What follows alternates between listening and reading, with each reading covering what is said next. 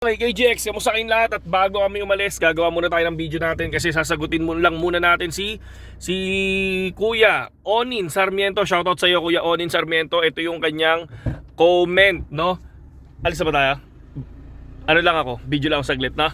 Ayun, sagutin lang natin siya. Ano daw ba yung price prediction natin sa BGB? Okay, price prediction ko sa BGB, paring Onin, ito lang yun ha. Kumbaga parang history muna tayo. Nag-promote tayo niya ng 6 pesos and 11 pesos ang BGB that time, di ba? So may BGB tayo, no, kaya lang nagbenta tayo ng 80 pesos, di ba? 80 to 60 pesos, parang ganyan yung bentahan natin before. Tapos biglang lumipad ngayon. So isa rin ako sa nanginayang kay BGB. Sorry. Pero syempre, di ba? So tapos gumawa ulit tayo ng content ng BGB is 2023, di ba? So sabi natin magandang token ng BGB. Why? Because ito yung ginagamit sa launch pool, launchpad, staking, voting, di ba? Yan, dyan siya talaga. Dyan siya tawag dito, dyan siya nakilala, di ba? And main token siya ni BitGet. And then simula nung nanalo tuloy, simula nung napalitan ang CEO ng BitGet, no, si Miss Gracie Chen na kasi ngayon Dati si Miss Gracie kasi is marketing yan, no? Sa marketing kasi isa sila sa kumuha sa akin before no? Yung mismong kaya lang ngayon hindi ko na sila nakakausap. Dati kasama ko sila sa Telegram, meron kaming sariling Telegram. Tapos ngayon, nakita ko CEO na si Miss Gracie, and mapapansin nyo si Miss Gracie, sobrang sipag niyan. Sobrang sipag na CEO niyan. Lahat ng bansa yata pinupuntahan niyan para pumunta sa mga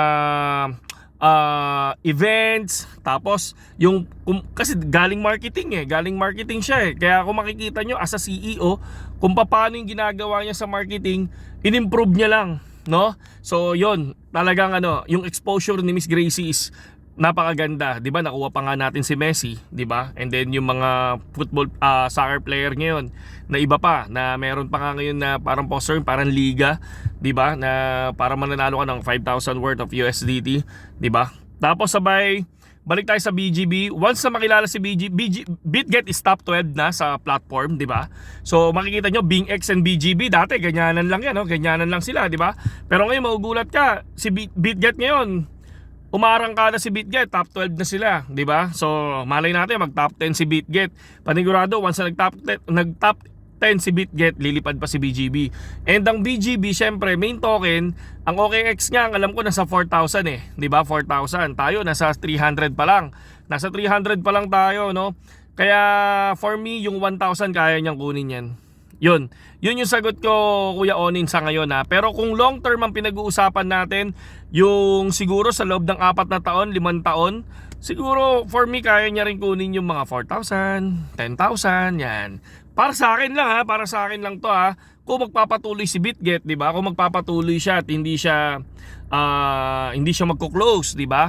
FTX, nakita niyo naman, 'di ba? Kahit top 2 platform ang FTX dati, pero nakita niyo dahil sa ginawa ng management, dahil ginawa ng CEO, ano nangyari? Nalaglag sila, 'di ba? So nag-rug pull talaga totally, 'di ba? Nawala si LUNC, si Luna, 'di ba? Tapos sabay si FTX token bumagsak talaga ng tuluyan, 'di ba? So yun lang naman yun, mga idol, 'di ba? Pero kung magpapatuloy yung ganda ng ginagawa ni BitGet, patuloy yung linis, 'di ba? Yung linis ng platform, hindi malayo ang BGB is lumipad pa. Okay? And then nagme-merging pa ngayon ng BWB and BGB, di ba? Once na nag-merge yan, syempre siguro yung market cap magsasama, and then pa nagsama, I think siguro lilipad pa yan. Yung 10 USDT is I think madali sa kanila yan, di ba?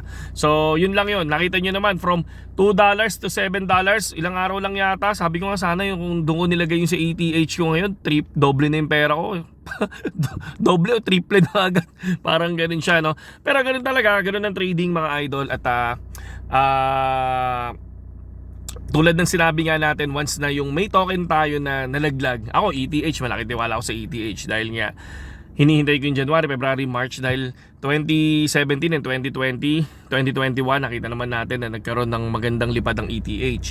Gusto ko lang din malaman kung talagang ang utility token is okay pa, diba? So yun mga idol. At yun lang sa ngayon, yun lang yung sagot ko sa iyo, Kuya Onin. At saludo sa iyo kasi nga I think siguro nung naparod mo yung video natin about doon is doon tayo pumasok. Ako malaking sa akin, malaking factor sa akin na dahil dun sa video natin kahit papaano nagkaroon ng profit. Kung hindi man dahil sa video ko, dahil sa video ng mga ibang influencer, saludo sa kanila sa honest review sa mga token natin, no? Ayoko mag-review ng mga meme, no, na talagang to, sabi ko nga sa inyo, ilang beses ko nang sinasabi yan, no? May mga influencer na nag-review ng mga meme na pinapapasok. Lagi niyong tatandaan, yes, madaling yumaman sa meme, no? Kung sugarol ka, go. No, sabi ko nga sa inyo noon pa man, sinasabi ko na sa inyo 2022 pa lang, sinasabi ko na sa inyo, para sa akin yung mga meme na biglang sumusulpot lang ngayon, yung mga meme na basta yung sumusulpot lang, no, para sa akin is gambling. Okay, gambling siya. Sabihin na natin, yes, trading is gambling, yeah? Okay, may technical analysis, pero in short, kahit papaano pera pa rin yan, di ba? Kahit naman anong business di ba? May perang involved, di ba? So, pero para sa akin ang meme is gambling, no? Yun lang yung sa akin, yun lang yung sa akin. Hindi tayo pare-parehas. Kaya tingnan nyo kung kapag nag-i-invest ako, lagi sa high market cap, top 10 tokens. Marami nagsabi sa akin, KGX, hindi nalilipad ng ganyan yan kasi nga matataas na market caps niyan, 'di ba? Okay. Dogecoin, ano nangyari sa Dogecoin? 3.4 to 27 pesos. Ano nangyari sa BGB? From 6 pesos, 11 pesos to 300 plus na ngayon, 7 USDT. Ano nangyari sa XRP? 19 pesos to 150, 'di ba? 150, 145 nung nakaraan nung all time, 'di ba? SHIB, tumaas din. Ano pa? Cardano from 13.34 to $1, $1.6, 'di ba? So, isipin nyo, 'di ba? Hindi masamang yun ang una. Ako para sa akin as isang cycle na ako sa market, at yung mga token ko na yon nakita ko na sa top 10 sila, top 20 o top 10 to top 20 token. 'Di ba? Oh yes, hindi ganun kalaki yung kita mo, 'di ba? Hindi katulad ng iba times 100 times pero panigurado ko yung mga bago nung time na nun, baka nababaliw-baliw na kakaisip, 'di ba? Pero ako, tulad ng sinabi ko, nandoon lang ako sa range na yon. Kung babalik man ulit ang bear market at malalaglag ang token, ang mata ko nandoon lang sa top 10 to top 20 tokens. Okay? Saludo sa inyong lahat, KGX. Magandang araw sa inyong lahat. Magbabakasyon muna tayo. Hi ka naman. Hi, okay. So, misis ko yan, pupunta kami doon. Tahimik lang siya kasi pag nag-vlog ako, tahimik lang siya kasi nga pagka tawag dito, nagsasalita siya sa harapan ko, nawawala yung kung ano yung sinasabi ko, baka mapunta tayo sa ibang lugar, sa ibang planeta, no? So, yun lang. Another day, another crypto. So, saludo sa inyo lahat kasi napapanood ko si Paring Hive, Paring G, tsaka si Cholo, no? Parang gusto ko mag-invest sa Rolex. No? Pag pumaldo tayo sa Ethereum, no? Yon, bibili tayo ng Rolex kaila Paring Hive, tsaka kay Paring G, tsaka kay Paring Cholo. Okay? I think gusto ko Submariner. So yun lang yun. Saludo sa inyong lahat, KGX. Magandang umaga sa inyong lahat.